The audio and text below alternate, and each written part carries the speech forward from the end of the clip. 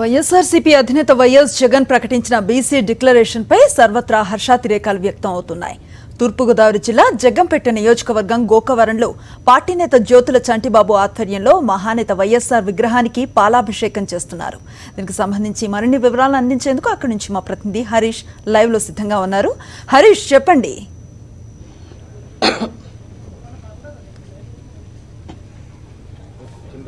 అనుశ్రీ, తూర్పుగోదావరి జిల్లాలో నిన్న ఏదైతే వైఎస్ జగన్మోహన్ రెడ్డి ప్రకటించారో బీసీ డిక్లరేషన్, మొత్తం తూర్పుగోదావరి జిల్లాలో అన్ని బీసీ కులాల హర్షం వ్యక్తం అవుతుంది. దీనికి సంబంధించి అన్ని ప్రాంతాల్లో వైఎస్ఆర్ విగ్రహాలకు పాలాభిషేకాలు జరుగుతున్నాయి. ఈ నేపథ్యంలో గోకవరంలో కూడా కోఆర్డినేటర్ చంటిబాబు ఆధ్వర్యంలో పాలాభిషేకం జరుగుతుంది. ఒక్క బీసీలే కాదు, ఎస్సీ, ఎస్టీ, మైనారిటీ అన్ని వర్గాలు కూడా ఈ బీసీ డిక్లరేషన్ మీద సంతోషం వ్యక్తం చేస్తే ఈ నేపథ్యంలో చెప్పండి, వైఎస్ఆర్ తర్వాత జగన్మోహన్ రెడ్డి బీసీ డిక్లరేషన్ ఈ స్థాయిలో చేయటం ఎన్నో వర్గాలకు సంతోషం కలిగించే వ్యవహారం. ఎలా ఉంది అసలు నియోజకవర్గంలో పరిస్థితి బీసీలకు సంబంధించి ఏమంటున్నారు? వైఎస్ఆర్ కాంగ్రెస్ పార్టీ అధ్యక్షులు జగన్మోహన్ రెడ్డి గారు తీసుకున్నటువంటి స్టాండ్ రాష్ట్ర వ్యాప్తంగా ప్రత్యేకించి అణగారిన వర్గాలని దృష్టిలో పెట్టుకుని గతంలో రాజశేఖర్ రెడ్డి గారు ఆయన పరిపాలించినటువంటి సువర్ణ యుగంలో మమ్మల్ని ఎంతో ప్రేమగా చూసినటువంటి దాఖలాలు ఉన్నాయి. దానికి 10 ఇంతలు ఎక్కువగా ఆ ఆశయాన్ని మరవకుండా కేవలం అణగారిన వర్గాలుగానే చూడకుండా బీసీ డిక్లరేషన్ అనేటువంటిది ప్రవేశపెట్టి నిన్న బీసీ గర్జన అని చెప్పేసి ఏలూరులో జరిగినటువంటి ఈ గర్జనలో ప్రత్యేకించి అణగారిన వర్గాలు అనండి, బడుగు బలహీన వర్గాలని చెప్పి ఏ రకంగా మనం సంబోధించినా వారందరినీ సుమారుగా 139 కార్పొరేషన్లు ఏర్పాటు చేసి ప్రతి కార్పొరేషన్ కూడా చట్టబద్దత కల్పించి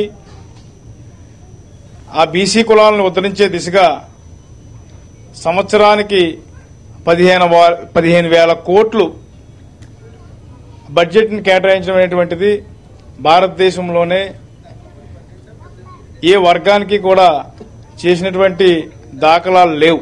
కానీ ఇవాళ తెలుగుదేశం ప్రభుత్వానికి సంబంధించినటువంటి నాయకుడు, ముఖ్యమంత్రి మేమెంతో చేశాం, బీసీలంటేనే తెలుగుదేశం పార్టీ అంటేనే బీసీలని చెప్పేటువంటి ఈ వ్యక్తి 5 సంవత్సరాలు కలిపి సుమారుగా ఈ జగన్మోహన్ రెడ్డి అనేటువంటి వ్యక్తి ప్రకటించినటువంటి 1 సంవత్సరానికి సరిపడా బడ్జెట్ నే చేయగలిగాడు తప్ప దగ్గరగా ఇంతవరకు ఆయనకి ఏ రకమైనటువంటి చిత్తశుద్ది లేకుండా రోజుకో మాట పూటకో వేషం వేస్తున్నారు తప్ప ఒక అధ్యయన కమిటీని ఒక దేశవ్యాప్తంగా ఎక్కడా కూడా ఏ రకమైన చేసిన పనులు లేవు. ఓన్లీ అధ్యయన కమిటీని వేసి బీసీలను ఆదుకున్నటువంటి వ్యక్తి ఏకైక వ్యక్తి జగన్మోహన్ రెడ్డి గారు ఒక్కరని చెప్పి గడిచిన 4 సంవత్సరాల్లో తెలుగుదేశం పార్టీ పాలనలో బీసీలు పూర్తిగా ఓటు బ్యాంక్ రాజకీయంగా మాత్రం ఉపయోగపడ్డారు తప్ప ఇంతవరకు బీసీలకు ఒరిగిందంటే లేదంటున్నారు. ఇక్కడ ఈ కార్యక్రమంలో కేవలం బీసీలు మాత్రమే కాదు, తటస్థులు, మేధావులు కూడా పాల్గొంటున్నారు. ఇందులో ఉన్నారు. చెప్పండి, వైఎస్ జగన్మోహన్ రెడ్డి ప్రకటించిన బీసీ డిక్లరేషన్ ఏదైతే ఉందో ఏ మేరకు ఆ వర్గాల అభివృద్ధికి తోడ్పడుతుంది? నేను ప్రొఫెసర్ అండి, national and international visiting professor. స్వతంత్ర భారతదేశ చరిత్రలో ఇప్పటి వరకు మొట్టమొదటి వ్యక్తి కింద జగన్మోహన్ రెడ్డి గారు బీసీ డిక్లరేషన్ అనౌన్స్ చేయడం చాలా గ్రేట్ అండి.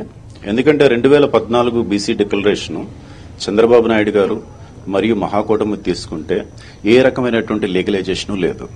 బీసీసీ యొక్క ఆత్మగౌరవాన్ని వైఎస్ జగన్మోహన్ రెడ్డి గారు కొన్ని వేల రెట్లు పెంచారు. ఎలాగంటే లీగలైజేషన్ అన్నటువంటి కాన్సెప్ట్, అంటే లీగల్లీ ఇట్ ఈస్ వ్యాలిడ్, నేను జస్ట్ హామీ మాత్రమే ఇవ్వటం లేదన్నది.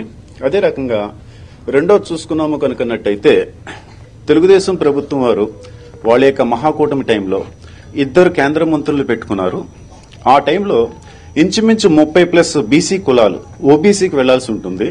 చంద్రబాబు నాయుడు గారు కేవలం వారి యొక్క కేసుల విషయంలో ఢిల్లీ వెళ్లడం జరిగింది. కానీ మరి ఏ రకంగానూ కూడా ఈ మంత్రులకు కానీ లేదంటే పార్ట్నర్స్ అయినటువంటి మోడీ గారికి కానీ మనం గతంలో వాగ్దానం చేశాము, మనం చేసినటువంటి వాగ్దానాన్ని అనుసరించి కొన్ని క్యాస్టుల్ని 30 క్యాస్టుల్ని ఓబీసీలో పెట్టాలన్న ఫాలోఅప్ చేయలేదండి. నేను ఎంతసేపు 30 సార్లు ఢిల్లీ వెళ్ళాను, 40 సార్లు ఢిల్లీ వెళ్ళానంటం జరుగుతుంది. అన్నిటికంటే ముఖ్యమైన విషయము మన పక్క రాష్ట్రమైనటువంటి తెలంగాణ.